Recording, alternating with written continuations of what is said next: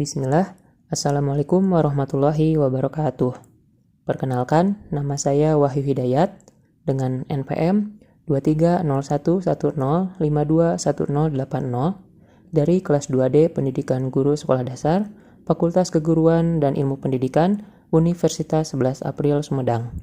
Di sini, saya akan menyampaikan sebuah materi melalui media pembelajaran berbasis audiovisual untuk memenuhi salah satu tugas pertemuan 12 dari mata kuliah media pembelajaran di sekolah dasar dari dosen pengampu Ibu Poppy Anggraini ST MPD, yang dimana materi ini ditujukan untuk siswa kelas 5 sekolah dasar. Selamat menyaksikan. Assalamualaikum warahmatullahi wabarakatuh. Halo semuanya, perkenalkan nama Bapak adalah Wahyu Hidayat. Di sini, Bapak akan menyampaikan sebuah materi mengenai pola hidup yang menyebabkan terjadinya permasalahan lingkungan. Namun, sebelum kita memasuki ke pembahasan, alangkah baiknya kita berdoa. Yuk kita berdoa terlebih dahulu. Bismillahirrahmanirrahim. Allahumma inni as'aluka ilman nafi'an wa a'udzubika min ilmi la yanfa'. Alhamdulillah, semoga Allah Subhanahu wa Ta'ala senantiasa memberikan kita ilmu yang bermanfaat dan menjauhkan kita dari ilmu yang tidak bermanfaat. Nah, sekarang kita akan memasuki ke materi pembahasan. Di sini Bapak membuat 3 materi pembahasan. Yang pertama, pengertian pola hidup. Yang kedua, pola hidup manusia yang menyebabkan terjadinya permasalahan lingkungan. Dan yang ketiga, upaya mengatasi permasalahan lingkungan yang disebabkan oleh pola hidup manusia. Yang pertama, pengertian pola hidup.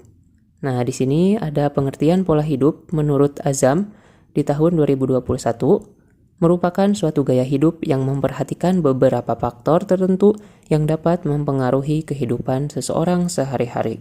Kemudian, materi yang kedua tentang pola hidup manusia yang menyebabkan terjadinya permasalahan lingkungan. Nah, yang pertama adalah penggunaan kendaraan bermotor. Dengan seringnya manusia menggunakan kendaraan bermotor, menyebabkan banyaknya asap kendaraan yang dapat menjadi permasalahan lingkungan, khususnya di udara. Kemudian yang kedua adalah membuang sampah sembarangan. Akibat dari pola hidup manusia yang sering membuang sampah sembarangan adalah bisa menyebabkan banjir, karena dengan sampah yang menumpuk bisa menghambat saluran air atau sungai sebagai tempat mengalirnya air. Hal lainnya adalah bisa menyebabkan bau yang tidak enak atau busuk akibat pembusukan sampah, terutama dari sampah organik. Contoh sampah organik diantaranya 1. Sisa buah dan sayur, 2. Daun kering, 3. Ampas teh atau kopi, dan lain semacamnya. Dan yang ketiga adalah penggunaan sumber daya berlebihan. Penggunaan sumber daya alam secara berlebihan dapat menyebabkan kehilangan sumber daya, kerusakan infrastruktur, dan berdampak pada keseimbangan ekosistem. Contoh penggunaan sumber daya berlebihan diantaranya 1. Menebang pohon secara liar, 2. Menyalakan lampu rumah di siang hari, 3. Menggunakan air secara berlebihan. Nah, di sini adik-adik jujur, siapa yang sering menyalakan lampu atau menggunakan air secara berlebihan padahal kita sedang tidak memerlukannya? Ada nggak? Kalau ada, semoga bisa diperhatikan. Dan materi yang terakhir, yaitu materi ketiga, tentang upaya mengatasi permasalahan lingkungan yang disebabkan oleh pola hidup manusia. Yang pertama, harus hemat sumber daya.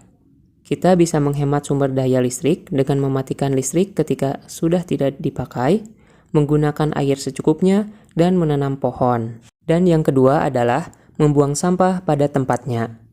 Hal ini harus didasari oleh kesadaran diri sendiri. Kita harus membiasakan untuk selalu membuang sampah pada tempatnya. Selain itu, kita juga bisa mendaur ulang sampah dan mengurangi penggunaan plastik. Nah, di sini ada pengelolaan sampah berbasis 3R. Mungkin adik-adik sudah tidak asing dengan istilah reduce, reuse, recycle. Yang pertama, reduce adalah mengurangi penggunaan barang-barang sekali pakai. Reuse adalah menggunakan kembali barang-barang atau bahan-bahan yang masih dapat digunakan setelah pemakaian awalnya, dan recycle mengubah bahan-bahan bekas menjadi bahan baru yang dapat digunakan kembali. Dan yang ketiga adalah mengurangi penggunaan kendaraan bermotor. Berjalan kaki bisa digunakan sebagai solusi alternatif untuk mengurangi penggunaan kendaraan bermotor. Selama tujuan kita dekat, hal ini bisa dilakukan.